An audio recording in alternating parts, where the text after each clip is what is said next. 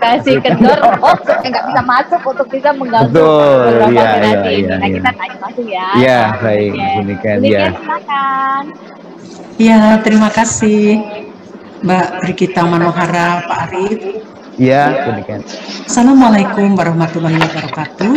Salam sejahtera untuk Bapak Ibu semuanya. Yang saya hormati baru saja Bapak Dirjen Atwil ya, Bapak Dr. Safrisal SA MSI menyampaikan paparan, dan sebelumnya dari Bapak Wamenkes, kemudian Sekretaris Komisi Fatwa MUI Bapak Asrorun Niam, kemudian Ibu Rizka, dan yang kami hormati juga Ketua KIP Bapak Gede Narayana dan seluruh jajaran komisioner dan Bapak Ibu dari peserta webinar ini. Sejak pagi sampai dengan saat ini sudah cukup banyak materi-materi yang kita ikuti yang disampaikan oleh para narasumber. Nah, berikut ini kami akan menyampaikan materi yang terkait dengan informasi dan komunikasi publik terkait pemulihan ekonomi nasional. Silakan, Dewi.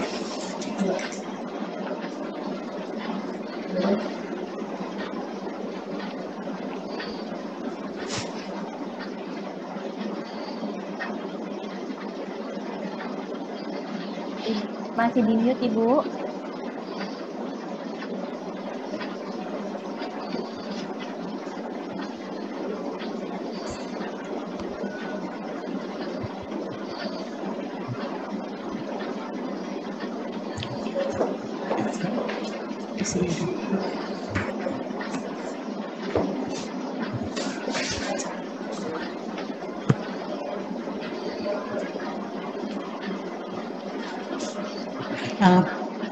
Ya, pemerintah sangat serius di dalam penanganan COVID-19 dan pemulihan ekonomi nasional. Sejak awal Bapak Presiden menyampaikan terkait dengan vaksin, ini adalah vaksin harus aman. Dan hal ini tadi sudah disampaikan detail oleh juru bicara dari BP POM, Ibu Reska Andalusia. Dipilih oleh pemerintah ini betul-betul aman bagi masyarakat. Kemudian disampaikan oleh Bapak Presiden bahwa vaksin COVID 100% adalah gratis, dan ini adalah instruksi dari Bapak Presiden memprioritaskan program vaksinasi untuk anggaran tahun 2021, dan ini sudah tentunya sudah kita ketahui bersama. Nah, terkait dengan kehalalan tadi di Ulama Indonesia Bapak Asrorun Niam, Sekretaris Komisi Fatwa MUI juga sudah menyampaikan secara detail, dan apa yang disampaikan oleh Bapres ini MUI dilibat pengadaan pertimbangan vaksin di pabrik vaksin, termasuk kunjungan ke fasilitas vaksin di RRT. Dan disampaikan oleh Bapak Wapres terkait dengan vaksin, vaksinasi sejalan dengan ajaran Islam menurut Bapak Wapres. Kemudian Menkes tadi juga dari Bapak Wamenkes sudah menyampaikan detail tentang ketersediaan dosis vaksin COVID-19 dan program vaksinasi. Dan tenaga kesehatan yang pertama divaksin ini tentunya agar tenaga kesehatan betul-betul dapat melaksanakan tugas, membantu memberikan pelayanan yang terbaik bagi masyarakat. Nah, ini tadi pagi Bapak Joko Widodo telah divaksin untuk yang kedua kalinya. Jadi Bapak Presiden melakukan vaksinasi COVID-19 dosis kedua di halaman kepresidenan. Vaksinasi ini dilakukan setelah 14 hari sebelumnya, yaitu pada tanggal 13 Januari lalu, Presiden Jokowi menerima vaksin yang pertama. Dan tentunya vaksin yang pertama bertujuan mengenalkan vaksin dan kandungan yang ada di dalamnya kepada sistem kekebalan tubuh kita sehingga memimpin awal, sedangkan dosis kedua bertujuan menguatkan respon imun yang sudah terbentuk sebelumnya. Bapak Ibu, jadi materi-materi yang ini adalah materi dari sumber yang pertama. Kementerian Kominfo melakukan sosialisasi dengan narasi utama saat ini adalah kesehatan pulih, ekonomi bangkit. Jadi untuk vaksinasi ini tentunya informasi-informasi yang kami sampaikan ini mendorong dan partisipasi masyarakat terhadap pelaksanaan vaksinasi COVID-19. Seperti tadi yang sudah disampaikan oleh Pak Dirjen Adwil bahwa begitu banyaknya hoax terkait dengan vaksin, ini tentunya terus-menerus kami klarifikasi, tapi juga kami melakukan edukasi kepada masyarakat ya bersama-sama dengan para juru bicara, para narasumber yang tentunya sangat penting. Nah, selain itu terkait dengan pemulihan ekonomi nasional, ini mendorong kepercayaan dan optimisme masyarakat terhadap kehadiran dan dukungan pemerintah menghadapi COVID-19, dan Bapak Presiden sudah menyampaikan bahwa pemerintah memberikan kembali bantuan-bantuan sosial kepada masyarakat. Nah, sekalipun vaksinasi sudah mulai, tetapi tugas kami dan tentunya kami harapkan juga berbagai sektor ikut mendukung. Bukan berarti vaksin ada kemudian protokol kesehatan dilupakan, tetapi yang terpenting justru dengan adanya vaksinasi, masyarakat tetap harus disiplin di dalam menerapkan protokol kesehatan. Jadi kita mendorong pemahaman, partisipasi masyarakat, 3M, pakai masker, kemudian cuci tangan, menjaga jarak, dan tentunya menghindari kerumunan, ini harus terlaksanakan oleh kita semua dan juga oleh masyarakat. Yang keempat yang tidak kalah penting adalah bagaimana kita bisa memberikan informasi yang terkait dengan pandemi, berkaitan dengan vaksinasi dan berkaitan dengan hal-hal yang lainnya untuk mendorong awareness masyarakat, khususnya karena banyaknya serangan hoax. Ini bahwa perlu edukasi secara terus-menerus kepada masyarakat agar menyadari bahwa tidak semua info di media sosial itu adalah informasi yang benar.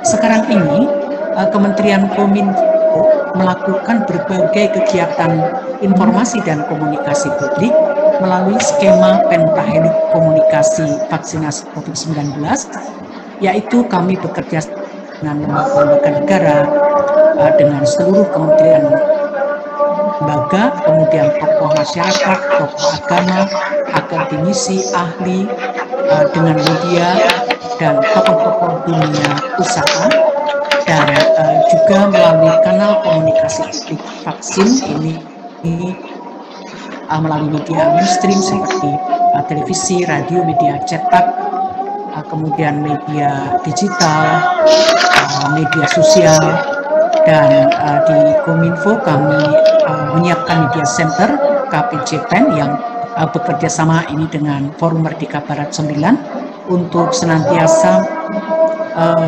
menyelenggarakan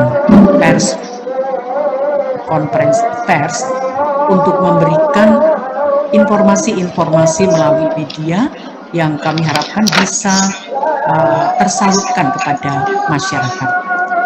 Nah, di samping itu jaringan komunikasi sosial politik yang menjangkau lapisan masyarakat dan tentu dukungan dari Kemendagri untuk menyampaikan key message atau pesan-pesan kunci atau materi-materi yang kami produksi untuk bisa didistribusikan melalui jaringan-jaringan yang ada di Kementerian Dalam Negeri. Dan juru bicara vaksin COVID-19 ada Prof. Wiku, kemudian Dr. Raisa, Bapak Bambang Herianto, ini dari Bio Farma, kemudian Ibu Dr. Lucia, ini dari BP POM, Ibu Siti Nadia, juru bicara dari Kementerian Kesehatan. Bapak Ibu, media sosial kita memang sangat luar biasa sekali. Dalam 1 menit di media sosial bisa jutaan informasi yang masuk kemudian terdistribusi ke gadget-gadget masyarakat. Nah, dalam beberapa bulan terakhir ini di Kementerian Kominfo, di tempat kami ini ada tim AIS, Artificial Intelligence System, yang tim ini setiap hari 24 jam 7 hari seminggu kita melakukan tracking terhadap informasi-informasi yang berupa hoax dan juga aduan. Jadi saat ini yang khusus terkait dengan COVID, aduan berjumlah 2.154 dari berbagai platform. Ini ada Facebook 1.625 temuan, dari Instagram 21 temuan, kemudian Twitter 486 temuan, YouTube 22 temuan. Nah, dari 2.154 ini kami klarifikasi yang tergolong hoax itu ada 1.387. Jadi aduan ini belum tentu berupa, setelah kita klarifikasi belum tentu hoax. Jadi yang khusus ini betul-betul hoax itu ada 1.000. Kita bisa membayangkan kalau satu hoax saja bisa terdistribusi kepada puluhan ribu atau 100.000 atau jutaan pengguna gadget. Mana kalau jumlahnya itu lebih dari 1.000 atau 1.387. Itu ini akan sangat membahayakan bagi masyarakat. Masyarakat bisa menjadi korban dari hoax. Misalnya banyak sekali hoax, kan COVID itu sebenarnya tidak ada. Jadi kita tidak perlu menerapkan protokol kesehatan. Atau masalah vaksin. Ini juga sangat banyak sekali hoax terkait vaksin. Nah, kategori hoax itu misalnya berita bohong tentang vaksin, termasuk upaya pengadaan vaksin, proses vaksinasi, efek samping dari vaksin, kematian karena vaksin, hingga negara yang diklaim sudah berhasil sembuh tanpa vaksin. Nah, kemudian hoax mengenai penyebaran COVID-19. Ini juga kategori terklaster COVID-19 di berbagai lokasi, wilayah yang diklasifikasikan sebagai zona merah, metode penyebaran hingga klaim mengenai pasien-pasien terjangkit COVID-19 yang tidak tepat. Kemudian hoax mengenai kebijakan pemerintah pusat dan daerah. Nah, ini banyak info tidak benar, termasuk lockdown, pemberlakuan PSBB, razia, kemudian penerapan herd immunity, kebijakan ganjil kebijakan lain yang terkait dengan vaksin. Dan hoax lainnya termasuk kebijakan WNA keluar cara-cara menyembuhkan COVID, anjuran, kemudian dipelintir atau salah, ramalan mengenai COVID dan berbagai isu lainnya. Nah, ini sentimen terkait dengan isu vaksin. Sentimen positif ada 49.854, kemudian 22.000 lebih, dan negatifnya ada 10.358. Nah, ini sentimen negatif itu ajakan untuk menghindari vaksin Sinovac dari Cina dinilai kurang mampu mengatasi COVID dan tidak direkomendasikan oleh WHO. Nah, ini kami klarifikasi bahwa narasi-narasi tidak benar. Kemudian juga sindiran kepada pemerintah. Nah, kategori isu hoax terkait vaksin COVID-19 ini pihak-pihak lain daerah yang pertama kali akan melaksanakan program vaksinasi penanaman barcode pada pihak yang sudah divaksin hingga hoax mengenai pihak yang menjadi peserta uji coba vaksin 19. Kemudian hoax mengenai efek vaksin. Ini mencakup informasi bohong tentang vaksin yang dapat menyebabkan bermacam alergi, kemudian menampilkan perbandingan dengan negara lain, dapat mengubah DNA, katanya demikian, hingga dapat menyebabkan kematian. Kemudian hoax mengenai upaya pengadaan vaksin, ini juga masalah pengadaan, harga, tentang larangan lembaga tertentu terkait dengan penggunaan vaksin, dan hoax lainnya. Nah, kami hoax ini mencapai kecepatan penyebaran. Misalnya satu hoax itu kecepatannya itu 3 menit itu sudah langsung berpangkat-pangkat, karena misalnya masuk satu grup, satu orang mempunyai grup lain, satu grup misalnya 200 orang, masing-masing satu orang memiliki beberapa grup lain, maka ini luar biasa sekali. Sementara kemampuan klarifikasi dari kami tentu begitu ada hoax, kita perlu koordinasi dengan kementerian-kementerian lain. Baru 60 menit kemudian kita bisa stop. Jadi hoax mencapai 10 orang dalam waktu 3 menit. Klarifikasi mencapai 10 orang dalam waktu 60 menit. Ini perlu upaya yang lebih masif semua pihak untuk meneruskan klarifikasi. Jadi tentu pemerintah tidak bisa bekerja sendiri. Kita betul-betul sangat mengharapkan dukungan dari semua pihak untuk membantu cek fakta terhadap hoax-hoax tersebut. Tapi tentunya yang penting adalah literasi bagi masyarakat, yang ini juga sudah dilakukan oleh Kementerian Kominfo. Kementerian Kominfo mempunyai gerakan siberkreasi yang anggotanya adalah lebih dari 100 komunitas. Nah, melalui siberkreasi ini kita melakukan edukasi kepada masyarakat bahwa tidak semua informasi di medsos adalah informasi yang benar, sehingga masyarakat perlu mengenali jika informasi tidak ada sumbernya, jika informasi menimbulkan kemarahan, provokasi, kebencian, atau informasi itu sepihak, memojokkan dan lain sebagainya, itu perlu diklarifikasi apakah ini benar atau tidak. Jadi masyarakat jangan mudah terpancing dengan informasi-informasi yang memang ada sebagian orang yang memproduksi hoax dengan berbagai tujuannya.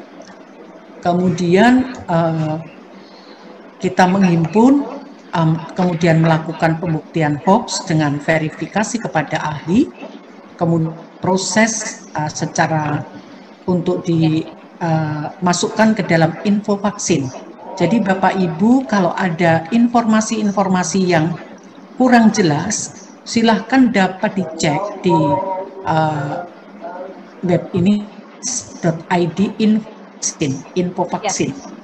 Kemudian membuat klarifikasi berupa infografis, siaran pers, dan disebarkan ke dalam ranah digital. Ya, kemudian mohon izin, durasi waktunya sudah mungkin bisa dipercepat Ibu, 20 menitnya sudah habis. Baik, jadi ini sedikit lagi hulunya Kementerian peningkatan literasi kecakapan digital kepada masyarakat dengan kampanye, edukasi, sosialisasi, gerakan siberkreasi, kemudian juga kami membentuk Hoaxbuster, monitoring dan take down tentunya bersama kita take down, kemudian untuk tindakan yang terkait dengan ini tentunya mendukung data kepada Barreskrim dan upaya yang sudah dilakukan oleh tim komunikasi publik KPCPEN, koordinasi dengan Mavindo dan berbagai kegiatan yang sudah kita lakukan.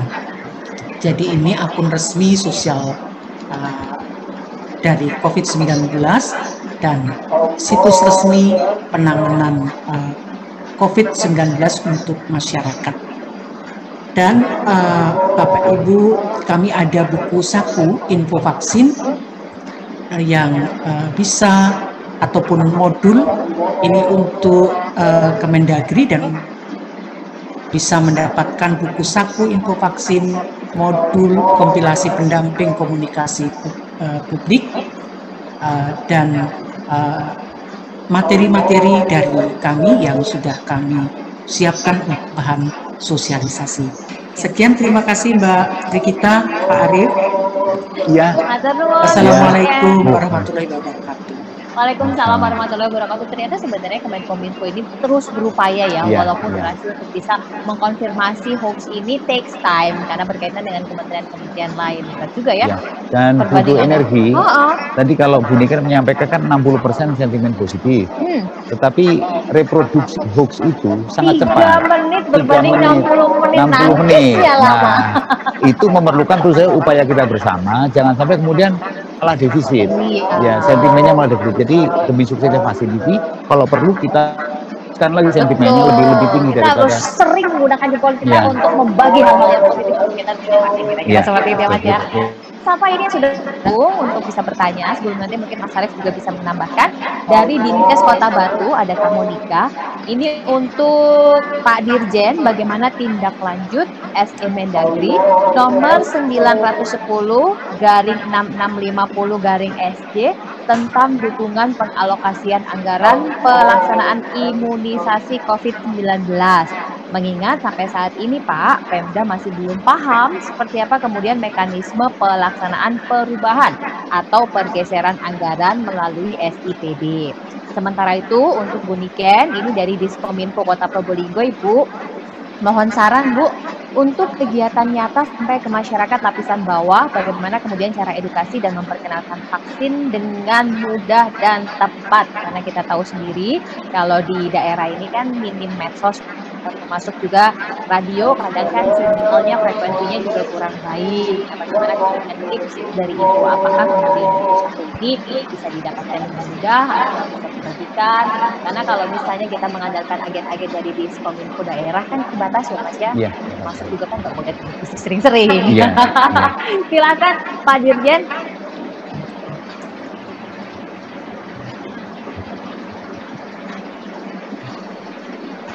Baik, terima kasih pimpinan rapat. Mohon izin, saya Riza, KTU PIM Stafsus Dirjen Bina Asil. Dikarenakan Bapak Dirjen saat ini di harus mendampingi Bapak Menteri untuk agenda yang sangat urgent, mendesak. Kami diperintahkan untuk mengawal acara ini sampai selesai, dan atas izin Bapak Dirjen kami coba respon pertanyaan dari beberapa peserta, khususnya terkait dengan SE 910, dukungan APBD dalam pelaksanaan vaksinasi. Secara substansi,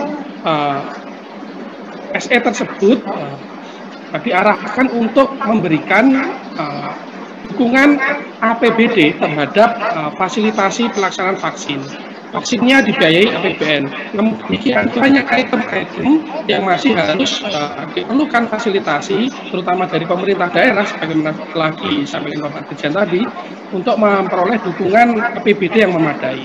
Secara teknis, tentunya mengacu pada peraturan Menteri Keuangan akan dilakukan refocusing anggaran.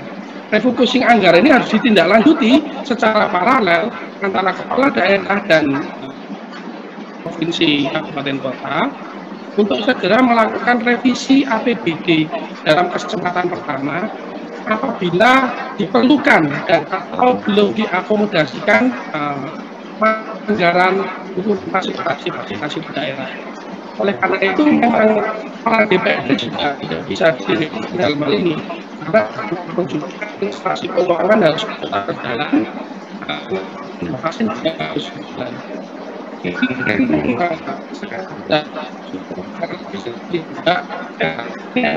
Disambut juga oleh pemerintah daerah dan DPRD untuk segera melakukan langkah yang konstruktif dan akselerat untuk segera menyesuaikan yang ada di daerah untuk turut pelaksanaan vaksinasi. Khusus merespon nanti kiranya bisa melakukan konsultasi lebih lanjut dengan Direktorat Jenderal Keuangan Daerah, khususnya yang akan memfasilitasi atau mengasistensi beberapa kebutuhan-kebutuhan di daerah untuk segera melakukan revisi APBD. Itu bisa kami jawab. Jadi kayaknya lebih bisa berkonsultasi atau mungkin nanti dirjen terkait mengadakan seperti ini ya Mas ya, supaya teknisnya tidak terjadi Direktorat Jenderal Keuangan Daerah. Ya. Dan perubahan itu harus cepat karena waktu berjalan dan sementara kalau nanti lewat waktu perubahan administrasi kenegaraan ya itu malah waktunya sudah habis, tertutup. Ingat jangan kasih kendor. Kalau kata Pak Dirjen tadi kita punya target 180 juta yang bisa divaksin sampai nanti bulan April ya, kira-kira seperti itu. Bu Niken, silahkan direspon Ibu. Iya, dari Kepala Dinas Kominfo Probolinggo bagaimana menyosialisasikan vaksin ini kepada masyarakat. Nah ini mumpung ada Mas Riza, karena Kemendagri ini kan langsung sosialisasinya melalui lurah ya. Jadi lurah ini bisa menggerakkan unsur-unsur, di bawahnya ada misalnya ibu-ibu PKK, kemudian juga dibantu dari Babinsa, Babin Kamtipmas. Ini betul-betul materi-materi yang sudah kami siapkan ini bisa terdistribusi kepada masyarakat. Jadi mungkin melalui pertemuan PKK sekarang pun menggunakan Zoom ya, kan kita tidak boleh berkerumun. Jadi ya pertemuan tingkat desa, tingkat kampung ini bisa disosialisasikan.